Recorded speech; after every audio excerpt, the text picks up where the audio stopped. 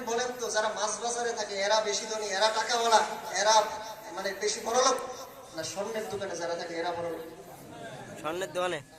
এই জন্য বোঝা গেল যে মানুষ বেশি হওয়ার উপরে কোনো বরকত নাই, মানুষ বেশি হওয়ার উপরে কামিয়াবি নাই।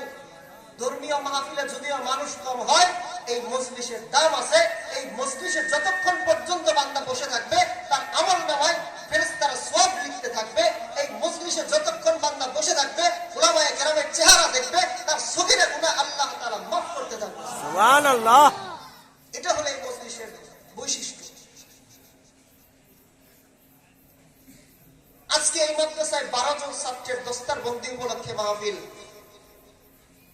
যারা কোরআনের হাফেজ, যারা এমন এক কোরআনকে মুখস্থ করেছে যে কোরআনকে পাহাড়ের উপর নাজিল করতে চেয়েছিল, পাহাড়টাকে পাহাড়ে অস্বীকার করেছে। জমিনের উপর নাজিল করতেছিল, আল্লাহ তাআলা নাজিল করতে চাইছিলেন, জমিন অস্বীকার করেছিলেন। আর সেই কোরআন আল্লাহ তাআলা মানুষের সিনার মধ্যে 30 পারা কোরআন দিয়ে দেন। এটা আল্লাহ তাআলার বিশেষ রহমত ছাড়া কোনোদিন এটা আয়ত্ত করা সম্ভব না। এই কোরআন এটা কেমন দামি জানেন? জানেন আপনারা? দুনিয়াতে যদি আমরা বই পড়ি, দুনিয়াতে যদি আমরা বই পড়ি, উপন্যাস পড়ি, যাই পড়ি না কেন, শেষে লেখা থাকে কি যে যদি আপনারা কেউ এটার ভুল ধরে দিতে পারেন, যদি কোনো ভুল হয় আমাদেরকে ধরিয়ে দিবেন, আমরা আপনাদের কাছে চিরকৃতজ্ঞ থাকবো। বই যারা পড়েন তারা জানেন কেন লেখে? এই কথা লেখার উদ্দেশ্য হলো যে এই বইয়ের মধ্যে অবশ্যই ভুল আছে বা থাকতে পারে। কিন্তু এই কোরআন কেমন মুজিজা, এই কোরআন কেমন কিতাব, এটার দাম কেমন, যে এই কোরআনটা আল্লাহ তাআলা যেই পাহাড়ের উপরে নাজিল করেছে, সেই পাহাড়টা পৃথিবীর সমস্ত পাহাড়ের চাইতে দামি। এই পাহাড়, এই কোরআন যার উপরে নাজিল করেছে, এই কোরআন যেই শহরে নাজিল হয়েছে, সেই শহরটা পৃথিবীর সমস্ত শহরের চাইতে দামি। এই কোরআন যেই উম্মতের উপর নাজিল হয়েছে, সেই উম্মত পৃথিবীর সমস্ত উম্মতের চাইতে দামি। এই কোরআন যেই নবীর উপরে নাজিল হয়েছে, সেই নবী শুধুই মাত্র আমার আপনার নবী না, সে আসমানের নবী, জমিনের নবী, গাছের নবী, মাছের নবী, জনাবে মুহাম্মদুর রাসূলুল্লাহ সাল্লাল্লাহু আলাইহি ওয়াসাল্লাম। সে হচ্ছে সর্বশ্রেষ্ঠ নবী, কারণ তার উপরে সর্বশ্রেষ্ঠ কিতাব আল্লাহ নাজিল করে দিয়েছেন। সুবহানাল্লাহ। এই যে এতগুলা নিয়ামত আল্লাহ তাআলা আমাদেরকে দিলেন, সুন্দর একটি দিনের মজলিসে বসার তৌফিক দিলেন, উলামায়ে কেরামের চেহারা দেখে গুনাহ মাফ করার মতো একটা সুযোগ আল্লাহ তাআলা করে দিলেন, এবং এমন একটি মজলিসে আল্লাহ বসার তৌফিক দিলেন যে মজলিসে যতক্ষণ বসে থাকবেন, যত সময় আলোচনা শুনবেন, তত সময় আপনার আমলনামায় সওয়াব লেখা হইতে থাকে। এই শুকরিয়াকে আস্তে আদায় করা দরকার না? জোরে জোরে। কেমন জোরে? মিছিলের চাইতে জোরে না আস্তে? জোরে। সবাই আবার বলি তো আলহামদুলিল্লাহ। আলহামদুলিল্লাহ। আলহামদুলিল্লাহ। আলহামদুলিল্লাহ। আরো জোরে আলহামদুলিল্লাহ। আলহামদুলিল্লাহ। এখন বলবেন হুজুর আপনারা সব সময় জুমার বয়ানে শুনি, যে কোনো ছোটখাটো দিন মজলিসে গেলে আপনারা বলেন যে শুকরিয়া আদায় করেন, আলহামদুলিল্লাহ, এই কথাটা প্রথম বলেন। এই কথাটা কি আমরা বলেছি? না। হুজুররা বলে না। এই কথা কে বলেছেন? আল্লাহ তাআলা বলেছেন। আল্লাহ রাব্বুল আলামিন কি বলেন? লা ইন শাকারতুম লা আযীদান্নাকুম ওয়া লা ইন কাফারতুম ইন্না আযাবি লাশাদীদ। বান্দা, আমি তোমাদেরকে যে নিয়ামত দিয়েছি, এই নিয়ামতের শুকরিয়া আদায় করো। শুকরিয়া কিভাবে আদায় করবে? যার নাকি এক হাত আছে, আরেকটা হাত নাই, সে শুকরিয়া আদায় করবে যে আল্লাহ আমাকে তো একটা হাত দিয়েছেন। যার হাত পা কিচ্ছু নাই, সে শুকরিয়া আদায় করবে যে আল্লাহ আমি তো বেঁচে আছি। অর্থাৎ সর্ব অবস্থায়, সুখে থাকুক দুঃখে থাকুক, যে হালাতেই থাকুক, মুমিন যখন আলহামদুলিল্লাহ বলে আল্লাহ তাআলার শুকরিয়া আদায় করে, আল্লাহ তাআলা বড় খুশি হয়। বান্দা শুকরিয়া আদায় করলে, এই জন্য আল্লাহ বলেছে শুকরিয়া আদায় করবা, তোমাদেরকে আমি নিয়ামত বাড়ায় দিব। তুমি শুকরিয়া আদায় করবা না, না শুকরি করবা, তাহলে তোমার নিয়ামত তো আমি ছিনায় নিবই। ইন্না আযাবি লাশাদীদ, তোমার জন্য শক্ত আযাবের ব্যবস্থা রয়েছে।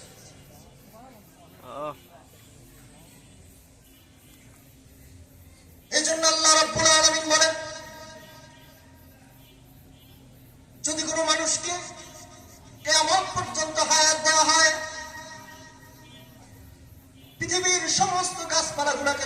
কলম বানায় দেওয়া হয়, আর পৃথিবীর মধ্যে যত নদী নালা খাল বিল আছে সমস্ত খাল বিলের পানিগুলাকে যদি কালি বানায় দেওয়া হয়, সেই কলম আর কালি দিয়ে যদি বান্দা আল্লাহ তাআলার প্রশংসা লিখতে থাকে, আল্লাহ তাআলার শুকরিয়া লিখতে থাকে, তাহলে দিনের পরে দিন চলে যাবে, সপ্তাহের পর সপ্তাহ চলে যাবে, মাসের পরে মাস চলে যাবে, এইভাবে বছরের পর বছর চলে যাবে, যুগের পর যুগ চলে যাবে, কিয়ামত চলে আসবে, তার হায়াত শেষ হয়ে যাবে, কলম ফুরিয়ে যাবে, কালি শেষ হয়ে যাবে, কিন্তু আমরা যে এক গ্লাস পানি খাই সেই পানির শুকরিয়া আদায় বান্দা লিখে শেষ করতে পারবে না। সুবহানাল্লাহ। আল্লাহ তাআলার নিয়ামত যে বান্দা গণনা করে শেষ করতে পারবে না, এটা কি আমরা বলি? এটাও আল্লাহ বলেছেন কোরআনে, ওয়া ইন তাউদ্দু নি'মাতাল্লাহি লা তুহসুহা। বান্দা আমার নিয়ামত গণনা করে তোমরা কখনো শেষ করতে পারবে না। এজন্য মুসলমান শুকরিয়া করব কার? আল্লাহর। শুকরিয়া আদায় করব কার?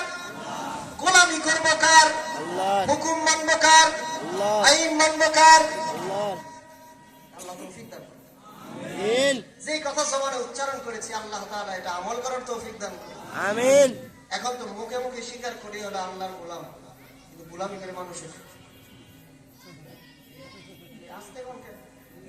দেখবেন ঠিক। অমুক নেতা তমুক নেতা অমুক নেতার চরিত্র ফুলের মতো, হ্যাঁ পবিত্র, জীবনে পশ্চিম দিয়ে ঘুরে আসারও খায় না, নিয়ে লজ্জা করে না? লজ্জা করে না মুসলমান হয়ে আপনি তার স্লোগান? নেতা তো এমন হওয়া উচিত ছিল যে নাকি জুমার নামাজের ইমামতি করতে পারবে, প্রকৃতপক্ষে তারাই নেতা হওয়ার উপযুক্ত। আল্লাহ তাআলা আমাদেরকে এমন আচরণ থেকে হেফাজত করুন। আমিন। তো বলতেছিলাম মুসলমান যে কোরআন আল্লাহ তাআলা নাযিল করেছেন, এই কোরআনটা কেমন মুজিজা, এটা কেমন দারুণ। দুনিয়ার মধ্যে যদি কোনো কবি বই লিখে, যদি কোনো লেখক বই লিখে, যেই লেখার মধ্যে বইয়ের শেষে লিখে দেয় যদি এর মধ্যে কোনো ভুল ত্রুটি হয় আমাদেরকে ধরিয়ে দিবেন, আমরা আপনার কাছে চিরকৃতজ্ঞ থাকবো। এটা দুনিয়ার সিস্টেম। মহান আল্লাহ রাব্বুল আলামিন কোরআনের শুরুতে, দ্বিতীয় সূরার শুরুতে, দ্বিতীয় আয়াতের মধ্যে আল্লাহ রাব্বুল আলামিন বলেছেন, যালিকাল কিতাবু লা রাইবা ফীহি হুদাল লিল মুত্তাকিন। আল্লাহু আকবার। আল্লাহু আকবার। আল্লাহ রাব্বুল আলামিন বলেন, যালিকাল কিতাব, যালিকাল কিতাব, ইহা এমন একটি কিতাব, লা রাইবা ফীহি, যার মধ্যে কোনো সন্দেহ নাই। সুবহানাল্লাহ বলেন। সুবহানাল্লাহ। চ্যালেঞ্জ করছে আল্লাহ তাআলা, যার মধ্যে কোনো সন্দেহ নাই, যার মধ্যে কোনো ভুল নাই। পৃথিবীর সমস্ত বেঈমান কাফের মুশরিকরা যদি চিন্তা করে কোরআনকে বাংলাদেশ থেকে, কোরআনকে পৃথিবী থেকে মুছে দিবে, সম্ভব না। আল্লাহ তাআলা কোরআনের মধ্যে বলেছেন, ইরিদুনা লিইতফিউ নূরাল্লাহি বিআফওয়াহিহিম ওয়াল্লাহু মুতিম্মু নূরিহি ওয়ালাউ কারিহাল কাফিরুন। পুরা পৃথিবীর যত বেঈমান, নাস্তিক, মুরতাদ, কাফের, মুশরিক সকলে মিলে যদি এই কোরআনের বাতিকে নিভিয়ে দিতে চায়, তাহলে কখনো কোনোদিন পশ্চিম কালেও কোরআনের বাতিকে কোনোদিন নিভিয়ে দিতে পারবে না, তারা নিজেরাই নিভে যাবে। ঠিক। এই জন্য আল্লাহ রাব্বুল আলামিন কোরআনের প্রথমেই এইটার মধ্যে আল্লাহ তাআলা চ্যালেঞ্জ ছুড়ে দিয়েছেন, যালিকাল কিতাব, ইহা এমন একটি কিতাব, লা রাইবা ফীহি, যার মধ্যে কোনো সন্দেহ নাই, যার মধ্যে কোনো সন্দেহ করার মতো কোনো সুযোগ নাই। যদি কেউ এই কোরআনের কোনো আয়াত বা কোনো অংশকে অস্বীকার করে, যদি কোনো সন্দেহ করে, তাহলে তার কোনো ঈমান থাকবে না। ও মুসলমান, জানেন ঈমান কেমন দৌলত?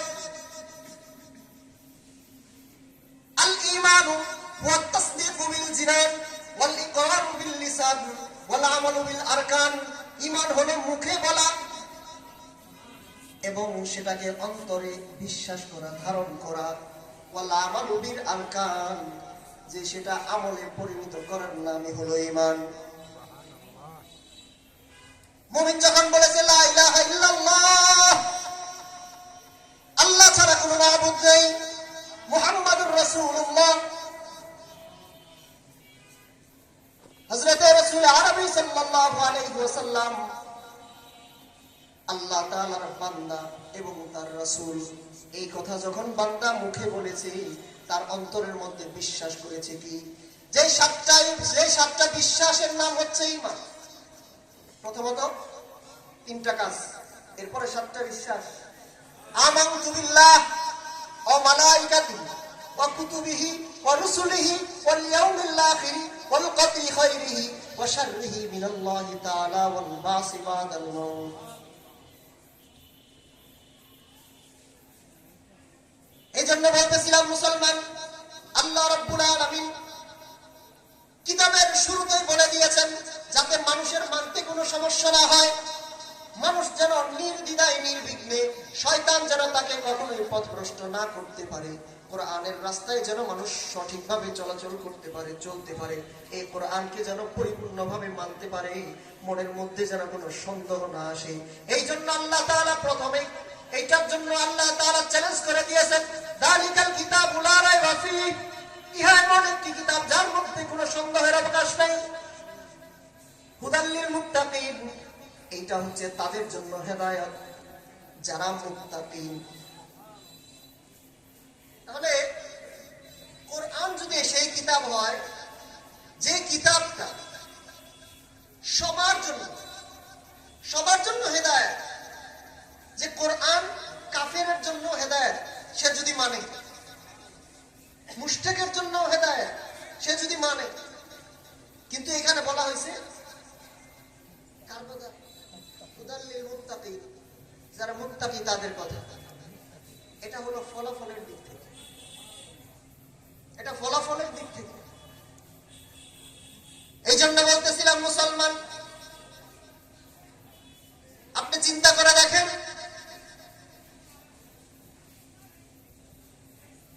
আমাদের মা বোনেরা রান্না করে না?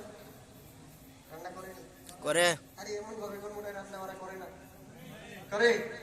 আচ্ছা বলেন তো, আপনাকে যদি একটু তরকারির ঝোল চাকতে যাই যে দেখো তো লবণ হয়েছে কম না বেশি, হ্যাঁ লবণ কম না বেশি হয়েছে একটু দেখো তো, আপনি হাতের মধ্যে নিয়ে এভাবে ঢুকতেছেন, এখানে ঢুকতেছেন, সারাদিন যদি পুরা শরীরে ঝুল মাখান আপনি লবণের স্বাদ বুঝবেন?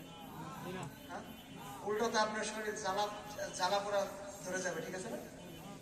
কিন্তু জিহ্বায় যখন টাচ করবেন, এটাই কি লবণ বেশি হয়েছে না কম হয়েছে, ঝাল কম না বেশি, হলুদের গুঁড়া বেশি পড়ছে নাকি কম হয়েছে, সব কিছু আপনি বুঝতে পারবেন, কারণ আপনার জায়গা মতো এটা পড়েছে। এই কোরআন তাদের জন্য হেদায়েত যাদের ভিতরে আল্লাহর ভয় আছে। আজান হইলে যারা বাইরে থাকতে পারে না, আজান হইলে যারা চার স্টলে বসে বসে সময় নষ্ট করতে পারে না, আজান হইলে যে আল্লাহ তাআলার ডাকে সাড়া দিয়ে মসজিদে যাওয়ার জন্য পাগল হয়ে যায়, সেই সব মুত্তাকিদের জন্য হচ্ছে এই কোরআন হেদায়েত। এই জন্য বলতেছিলাম মুসলমান, আপনি মুখে বলেন আপনি মুসলমান, আপনি মুখে বলেন আপনি মুত্তাকি, কিন্তু প্রকৃত মুত্তাকি কারা? যাদের মনের মধ্যে সব সময় এই চিন্তা থাকবে, তাকওয়া না হবে তারা। তাকওয়া ওই জিনিসের নাম যে মনের মধ্যে সব সময় চিন্তা করবে, আমি দুনিয়াতে যা কিছু করি না কেন সমস্ত কিছু একজন আছে যে এটা পর্যবেক্ষণ করতেছে। আমার পাশে দুইজন সম্মানিত ফেরেশতা আমল লেখক আছে, কিরামান কাতিবিন, দুইজন আমল লেখক আমার সমস্ত কিছু লিখতেছে, আমি যা বলতেছি লিখতেছে, আমি যা করতেছি সবকিছুই লিখতেছে। এই চিন্তা যখন থাকবে, আল্লাহ রাব্বুল আলামিনের সামনে আমাকে দাঁড়াইতে হবে, আল্লাহ রাব্বুল আলামিনের সামনে আমাকে জবাবদিহিতা করতে হবে, এই চিন্তা যার ভিতরে সব সময় থাকবে সেই হবে তাকওয়াওয়ালা, তাকেই বলা হয় মুত্তাকি, পরহেজগার। মুখে বলতেছেন আমি ঈমানদার মানুষ, আমি মুসলমান মানুষ, নামাজের সময় এসে আপনি মসজিদ থেকে উল্টা দিকে যান, আজান হয়েছে আপনি মসজিদ থেকে উল্টা দিকে যাইতেছেন, কিসের মুসলমান হয়েছে? যার ভিতর তাকওয়া না থাকবে সে কখনো পরিপূর্ণ মানুষ হইতে পারবে না। আল্লাহ কোরআনের মধ্যে বলেছেন, ওয়ালাকাদ কাররামনা বানি আদম, মানুষকে আমি সবচেয়ে সম্মানিত করে বানাইছি। আবার অন্য জায়গায় আল্লাহ তাআলা বলেছেন, উলাইকা কাল আনআম বাল হুম আযাল, চতুষ্পদ জানোয়ারের চাইতেও নিকৃষ্ট কারা? তাদের ব্যাপারে আল্লাহ তাআলা বলেন, কাদের ব্যাপারে বলেন? ওয়ালাকাদ যারা'না লিজাহান্নামা কাসীরাম মিনাল জিন্নি ওয়াল ইনস লাহুম কুলুবুন লা ইয়াফকাহুনা বিহা ওয়া লাহুম আ'য়ুনুন লা ইউবসিরুনা বিহা ওয়া লাহুম আযানুন লা ইয়াসমাউনা বিহা উলাইকা কাল আন'আমি বাল হুম আদাল ওয়া উলাইকা হুমুল গাফিলুন। আল্লাহু আকবার। আল্লাহু আকবার। আমি কিছু মানুষ এবং জিন জাতির জন্য জাহান্নাম বানাইছি। লাহুম কুলুবুন লা ইয়াফকাহুনা বিহা, যাদেরকে আমি কলব দিয়েছি কিন্তু সেই কলব দিয়ে অনুধাবন করে না। ওয়া লাহুম আ'য়ুনুন লা ইউবসিরুনা বিহা, যাদেরকে আমি চোখ দিয়েছি সেটা দিয়ে দেখে না। যাদেরকে আমি কান দিয়েছি সেই কান দ্বারা শুনে না। কি শুনে না? কি শুনে না? কোরআন এবং হাদিসের কথা শুনে না। মাহফিল হইলে একদিকে যাওয়া বাদ দিয়ে অন্যদিকে যায়। মাইকের আওয়াজ যেই দিকে যায়, কোরআন হাদিসের আওয়াজ যেই দিকে আসে সেই দিকে যায় না। আযান হইলে মসজিদের দিকে যায় না। এই মানুষটা হচ্ছে কেমন? যখন একটা মানুষের ভিতরে আল্লাহ তাআলার তাকওয়া ভয় না থাকবে, আল্লাহ তাআলার মুহাব্বত একটা মানুষের ভিতরে না থাকবে, তখন ওই মানুষটা কি হবে? পরক্ষণে আল্লাহ রাব্বুল আলামিন বলেন, উলাইকা কাল আন'আমি বাল হুম আদাল ওয়া উলাইকা হুমুল গাফিলুন। যে যার কান আছে শুনে না, যার চোখ আছে দেখে না, যার অন্তর আছে অনুধাবন করে না, ওই মানুষটা হচ্ছে কেমন? চতুষ্পদ জানোয়ারের চাইতেও নিকৃষ্ট। এই জন্য মুসলমান আমাদেরকে বুঝতে হবে, যখন আমরা ঈমান এনেছি, লা ইলাহা ইল্লাল্লাহ কালিমা পড়ে মুসলমান হয়েছি, মানে আমরা কেবলমাত্র মুসলমানের খাতায় নাম লিখিয়েছি, নাম লেখাইছি। লা ইলাহা ইল্লাল্লাহ পড়ে কালিমা পড়ছি, কি পুরা মুসলমান হয়ে গেছি? না। হ্যাঁ, কেবল তো ভর্তি ফরমের মধ্যে নাম লেখাইছে।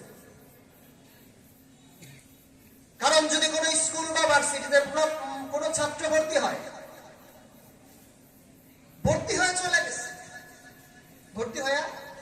চলে গেছে, সারা বছর কোনো খবর নেই, মাদ্রাসায় আসেই নাই, পরীক্ষাও দেয় নাই, কিচ্ছু দেয় নাই, তার অবস্থা কি হবে? ভর্তি ফরমে সে ছাত্র, প্রকৃতপক্ষে সে ছাত্র। এই জন্য বলতেছিলাম, মুসলমান শুধুমাত্র কালেমা পড়েছি আর মুসলমান হয়ে গেছি এমন নয়। যদি তাই হইতো আল্লাহ রাব্বুল আলামিন কোরআনের মধ্যে এই কথা বলে দিত না, ইয়া আইয়ুহাল্লাযীনা আমানুত্তাকুল্লাহ, ইয়া আইয়ুহাল্লাযীনা আমানুত্তাকুল্লাহা হাক্কা তুকাতিহি ওয়া লা তামুতুন্না ইল্লা ওয়া আনতুম মুসলিমুন। হে ঈমানদার, তোমরা আমাকে ভয় করো, হাক্কা তুকাতিহি, ভয় করার মতো ভয় করো। পরের অংশে আল্লাহ রাব্বুল আলামিন বলেন, সাবধান সাবধান বান্দা সাবধান, ওয়ালা তামুতুন্না ইল্লা ওয়া আনতুম মুসলিমুন। সাবধান বান্দা সাবধান, খাঁটি মুসলমান না হয়ে কিন্তু তুমি কবরে আইসো না। আল্লাহ নিষেধ করছে, খাঁটি মুসলমান না হয়ে কবরে আইসো। বর্তমান আমাদের অবস্থা, আমরা ঘুম থেকে ওঠার পরে পুনরায় ঘুমানোর আগ পর্যন্ত গুনাহ আর গুনাহ, গুনাহ আর গুনাহ, গুনাহ, ঠিক না? আল্লাহ আমাদেরকে আমিন। যতক্ষণ পর্যন্ত আমার দিল থেকে গুনাহ না সরবে, গুনাহের কালিমা যতক্ষণ পর্যন্ত আমার দিল থেকে না মুছবে, দূর না হবে, ততক্ষণ পর্যন্ত আমার ইবাদত বন্দেগীতে মন বসবে না, ইবাদত বন্দেগীতে শান্তি পাবো না, ইবাদত বন্দেগী করে কখনোই কোনো মজাই আমি পাবো না। ঠিক না? তো ঠিক। আল্লাহ তাআলা তো আমাদেরকে জান্নাত থেকে পাঠাইছেন। আমাদের আদি পিতা হযরত আদম আলাইহিস সালাতু ওয়াস সালাম, তার বাড়ি কোথায় বলেন তো? জান্নাতে। আবার আমাদেরকে আল্লাহ তাআলা আমাদেরকে সৃষ্টি করেছেন তাদের মাধ্যমে। আমাদের বাড়ি তাহলে কোথায়? আমার বাবার বাড়ি যদি জান্নাতে হয়, আমাদের বাড়ি কোথায়? এখন এই জান্নাতে যাইতে হইলে যে আল্লাহ রাব্বুল আলামিন কোরআন এবং সুন্নাহর বাউন্ডারি দিয়ে দিয়েছে, এই বাউন্ডারির ভিতর দিয়ে আমাকে আপনাকে হাঁটতে হবে, অন্যথায় জান্নাতে যাওয়া সম্ভব না। ও মুসলমান, চিন্তা করে দেখেন, দুনিয়ার মধ্যে আমাদের চোখের সামনে কত পাখি ওড়ে, হাতি চলাচল করে, কুকুর বিড়াল চলাচল করে, কত প্রাণী আমরা দুই চোখ দিয়ে দেখি, কত মাখলুক আমরা দুই চোখে দেখি। কিন্তু মাথার উপরে দিয়া পাখি যখন উড়ে যায়, সেই পাখিটা দেখার জন্য কিন্তু আমরা টিকিট কাটি না, ঠিক না বেঠিক? বুঝছেন? অন্যদিকে তাকায় না, কথা বুঝবেন না, আমার দিকে তাকান। বলতেছিলাম মুসলমানের জীবনটা হলো কেমন? আদ-দুনিয়া সিজনুল মুমিনিনা জান্নাতুল কাফিরিন। দুনিয়াটা মুমিনদের জন্য হচ্ছে জেলখানা, আর কাফেরদের জন্য হচ্ছে বালাখানা। কারণ মুমিনের জীবনটা কোনো আজাদের জিন্দেগি হবে না, মুমিনের জীবনটা হবে আল্লাহ তাআলার গোলামের জিন্দেগি, ঠিক না বেঠিক? ঠিক। মুমিনের জিন্দেগি হবে গোলামের জিন্দেগি। কারণ গোলামী জিন্দেগির মন বড় দাম আল্লাহ রাব্বুল আলামিনের কাছে। তার গোলামী বড় দাম।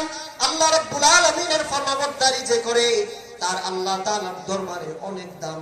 আপনার দুনিয়ার মধ্যে প্রভাব আছে, প্রতিপত্তি আছে, কিন্তু আল্লাহ রাব্বুল আলামিনের হুকুমের বাইরে চলেন, তার নাফরমানি করেন, আল্লাহ তাআলার কাছে আপনার এই টাকা পয়সা, আপনার এই প্রভাব প্রতিপত্তির 2 পয়সার দামও নাই। আরেকজন মানুষ যার এলাকার কেউ চিনে না, যার নামও কেউ জানে না, কিন্তু আল্লাহ তাআলার সাথে তার সম্পর্ক ভালো।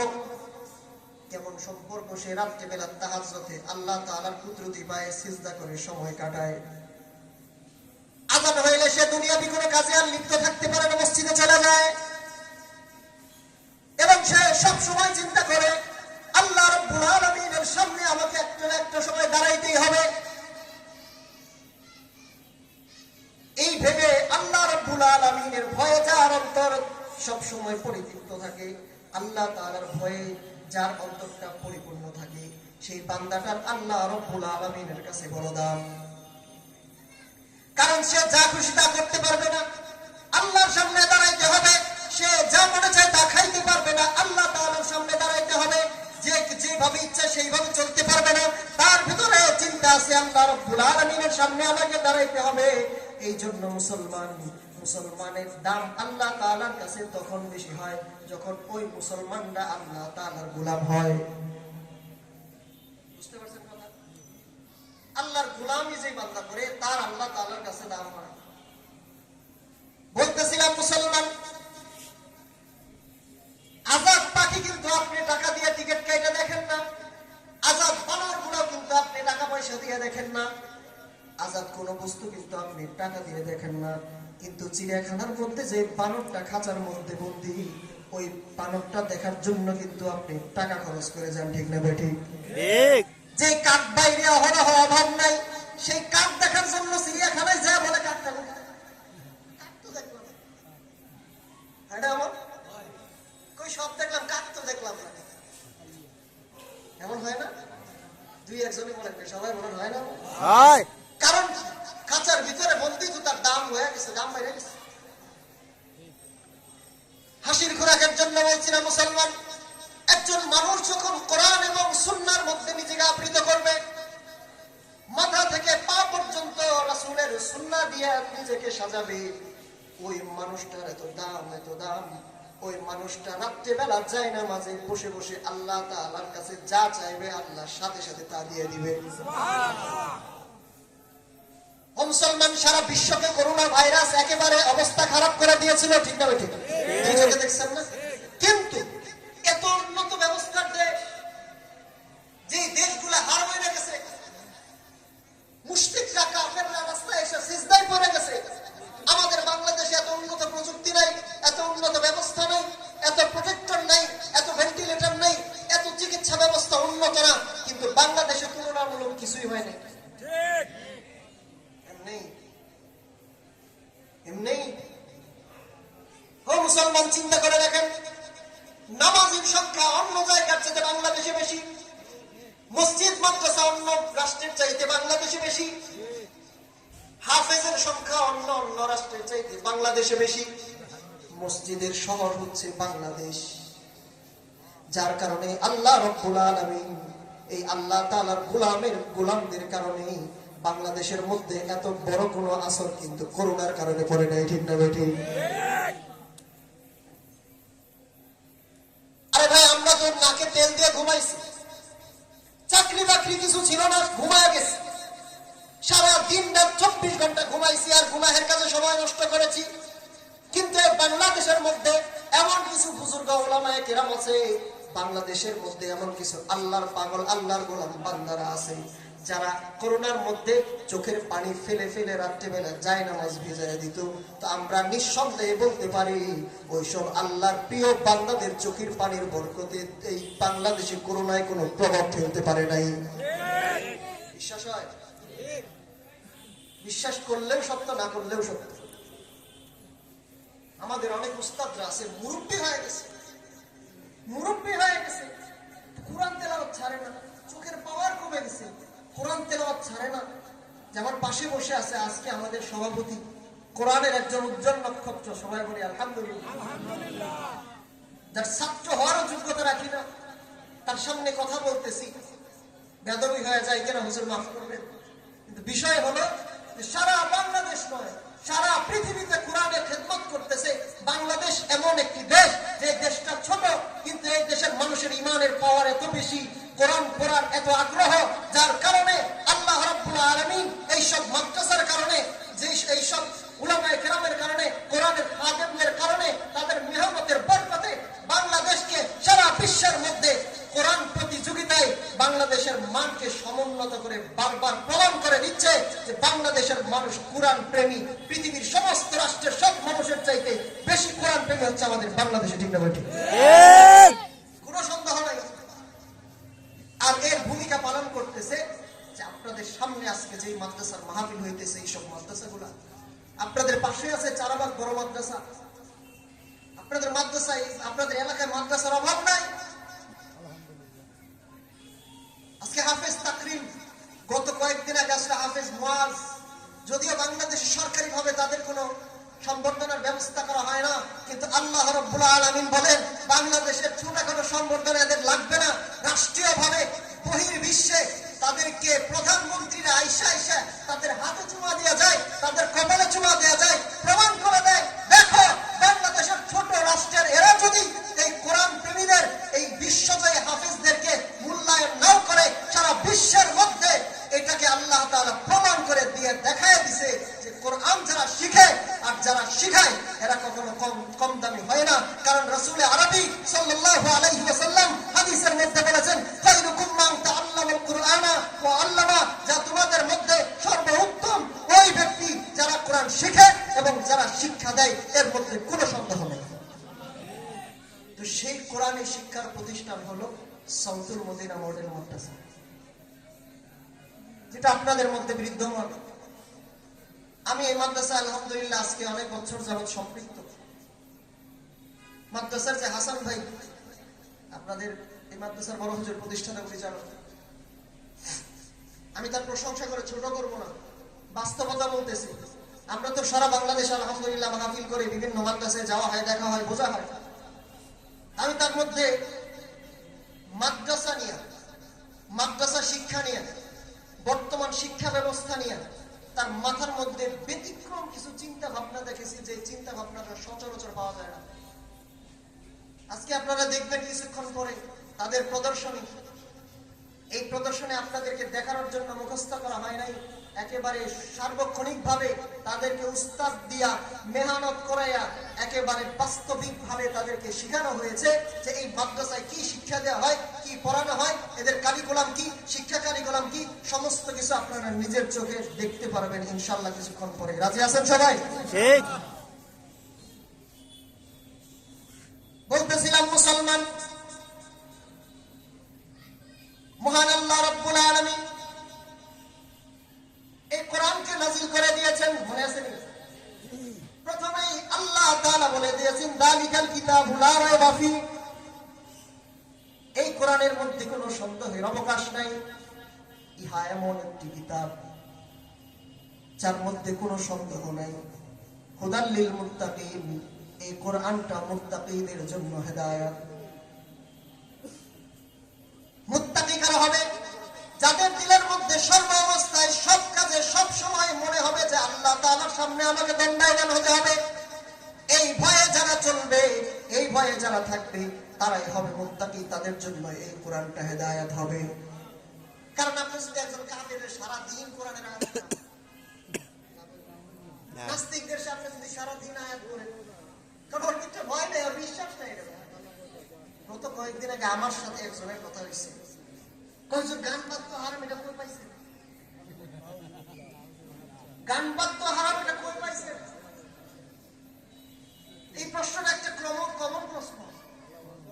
আমাদের অনেক উলামায়ে কেরামকে এটা করছে। কি বলে? আরে হুজুর, আপনারা যেরকম বয়ান করে চোখের মধ্যে আপনার 2 ফোঁটা পানি আসে, আমরা গান গাইলেও মানুষের চোখে পানি আসে। সমস্যা কি? রাস্তাতে একই হইল, রাস্তাতে একই হইল। আপনারা কই পাইছেন গান বাজনা করা? এরপরে বলে যে গান বাদ্য যদি হারাম হয়, তাহলে এই যে রাস্তাতে রিক্সা যাই যে আওয়াজ হইতেছে, এটাও তো একটা বাদ্যের অংশ, এটাও তো না যায়। আমি কইলাম একটা বাজানো ইচ্ছা কইরা, আর একটা অটো, একটা রিক্সা চললে তো আওয়াজ হবে, হবে না? একটা আপনি বাজাইতেছেন শয়তানের পদাঙ্ক অনুসরণ কইরা, আর একটা চলার সিস্টেমের কারণে সেটাই আওয়াজ হইতেছে, এটার এটা কিভাবে হয়? তখন হুজুরা তখন বুঝি না, আমরা আপনারা বয়ান করে চোখে পানি আনে, হ্যাঁ আমরা মানুষকে চোখে পানি আনি গান গায়ে। পরে যে প্রস্তাবে চিরা ভিজে পানিতেও ভিজে, কোনটা কেমন? কোনটা কেমন? প্রস্তাবেও চিরা ভিজে, পানিতেও ভিজে, কোনটা খাবেন? সরাসরি বলে হুজুর কোরআনের আয়াতটা বানিয়ে নাও। এইসব মানুষদের জন্য এটা হেদায়েত হবে না। হেদায়েত হবে কাদের জন্য? যার ভিতরে আল্লাহর ভয় আছে, যার ভিতরে তাকওয়া আছে। এই জন্য বলতেছিলাম, মুসলমান, আল্লাহ রাব্বুল আলামিন বলেছেন, ইয়া আইয়ুহাল্লাযীনা আমানুত্তাকুল্লাহ হাক্কা তুকাতিহি ওয়া লা তামুতুন্না ইল্লা ওয়া আনতুম মুসলিমুন। হে ঈমানদার, তোমরা আমাকে ভয় করো, হাক্কা তুকাতিহি, ভয় করার মতো ভয়, ওয়া লা তামুতুন্না ইল্লা ওয়া আনতুম মুসলিমুন। সাবধান, সাবধান বান্দা, খাঁটি মুসলমান না হয়ে কিন্তু কবরে আইসো